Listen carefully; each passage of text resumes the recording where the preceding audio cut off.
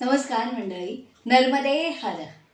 नर्मदा गृह उद्योग तर्फे मी विजया उल्हास गोखले आज आपणासाठी 2 पदार्थ आणणार आहे. मी अर्थात कोकणवासी आहे, त्यामुळे कोकणातले फेमस प्रसिद्ध पदार्थ आपल्या पारंपरिक कार्यक्रमात आज सादर करणार आहे. पहिलं म्हणजे खांडवी करते मी. आमच्या कोकणात माझ्या दाराशीच झाड आहेत 4 नारळाची, त्यामुळे नारळ प्रसिद्ध आहे. त्यामुळे आम्ही जास्त नारळाच्या रेसिपी करतो.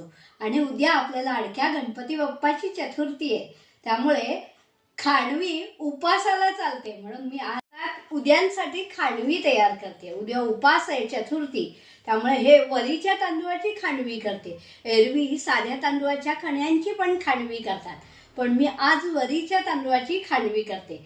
तर मी काय साहित्य घेतलं आहे, हे वरीचे तांदूळ आहेत, 1 बाउल म्हणजे वाटी, मोठी वाटी आहे.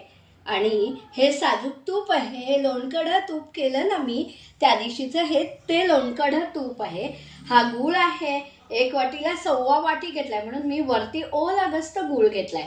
हा नारळ आहे आणि हे नारळाचं दूध हात मी करणार आहे, कारण नारळाच्या दुधाची खांडवी वेगळी लागते चवीला.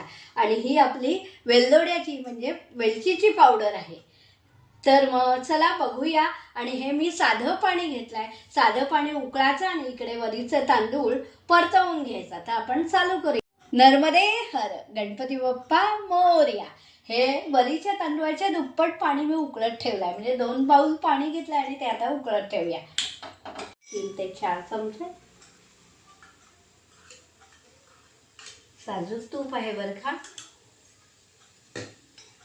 जरा बाजूला ठेवूया. आणि हे वरीचे तांदूळ धुवून घेतलेत मी स्वच्छ, आणि आता हे वरीचे तांदूळ ह्याच्यात टाकते. परतवून झाले की मग हे तिथपर्यंत पाण्याला उकळी येईल, आणि उकळलं पाणी की हा गूळ त्या पाण्यात टाकायचा आहे. आणि मग हे वरीचे तांदूळ पाणी शिजले की मग नारळाचं दूध टाकायचं.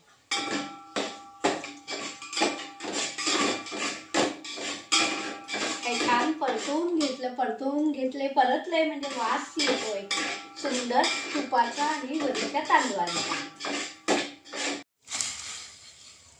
हा उकळलेल्या पाण्यात गूळ टाकला.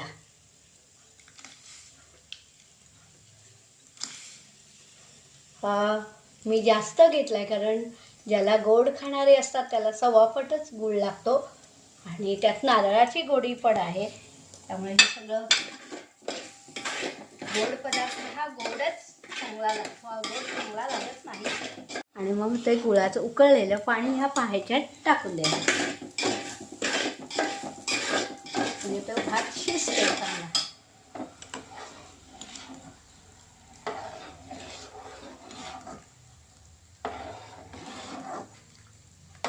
हे सुद्धा पितळाचं पातेलं आहे. ॲल्युमिनियमची पातेली वापरूच नाहीत भांडी, कारण तुरुंगात जर आपण पाहिलं तर कैद्याला लवकर काहीतरी व्हावं म्हणून ती ॲल्युमिनियमची वापरतात.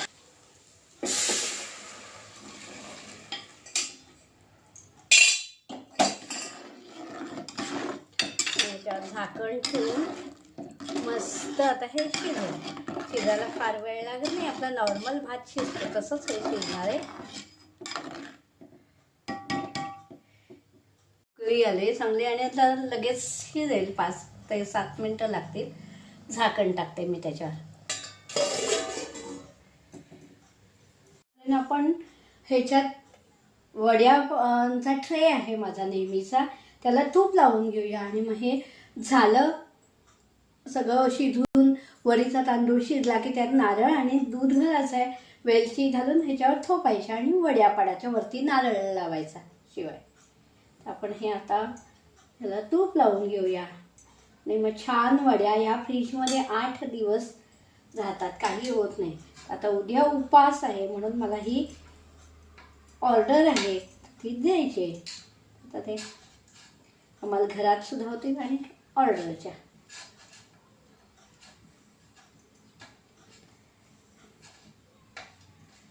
असं हे छान तूप लावून घ्यायचं. मग झालं की वड्या पाडायच्या की झाली खांडवी आपली तयार. असा जरा रंग वेगळा पांढरट आला त्याला, आणि स्वादाला खूप नारळ नुसता घालण्यापेक्षा नारळाचं दूध काढून घाला. नारळाचं दूध काढणार आहे कारण मी आज दुसरा नारळाच्या दुधातला पदार्थ केला म्हणून नारळाचं दूध काढलं. पडल्या वड्या पाडून तर मी नारळ घालणार आणि वड्या पाडून खांडवी तयार होणार.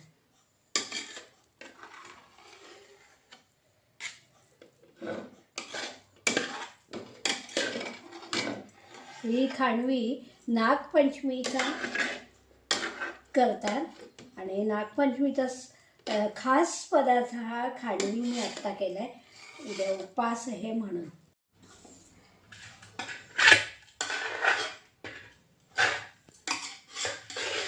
हा रंग गुळाचा विदाऊट केमिकल रासायनिक विरहित हा गुळ आहे. त्यामुळे हा गुळ जरा नाही तर पांढरी दिसते. पण केमिकलचा गुळ मी वापरला नाही, नैसर्गिकरित्या केलेला गुळ वापरला आहे. त्यामुळे थोडा रंग हा डार्क ऑफ व्हाईट आला आहे.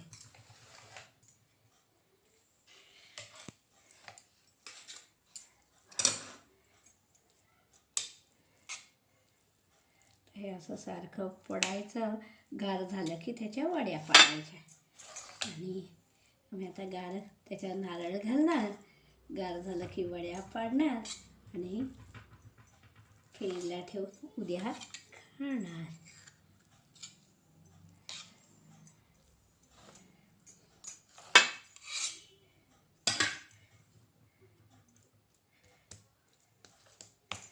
एवढं घट्ट होतं ते आता हाताला अजिबात चिकटत नाही आहे.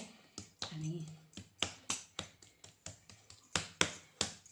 थोडं थंड झालं की वड्या पडणार ह्याच्या. हा आता नारळ ह्याच्यावर टाकायचा आणि नारळ टाकून पूर्ण हे झाकून घ्यायचं. नारळ टाकला की सुंदर वडी ही खायला लागते. एकदम खमंग गुळाची चव, वेलचीची चव, नारळाची चव आणि असा हा उपवासाला पदार्थ चालतो. उपवास उद्या संकष्टीच्यात होते. आम्ही सारख्या एकादशा सारखे उपास चालू असतात. मी उपासाला तेच खात नाही. त्यामुळे मग हे असं वेगळं काहीतरी करावं आणि खावं. आपण खावं, लोकाला खाऊ घालावं.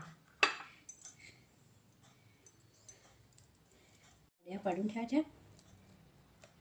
सुंदर वडी अशी एकदम खायला सुरेख लागते.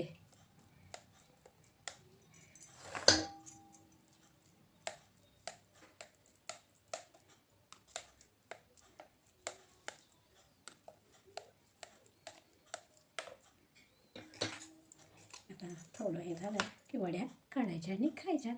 आपली खांडवी तयार आहे. तर अशी ही केलेली खांडवी तयार झाली आहे. सुंदर वड्या पडलेत आणि त्याच्यावर मी खोबरं घातलंय. हे गणपतीसाठी आहे म्हणून गणपतीची एक आर्या मी आपल्या समोर म्हणणार आहे. ही मोरोपंत आर्या करायचे. सजयति सिंदूरवदनो देवो यत्पाद पंकज स्मरणं वासरमणिरिव तमसा वासरमणिरिव तमसा राशिन्नाशयति विघ्नानां राम. धन्यवाद.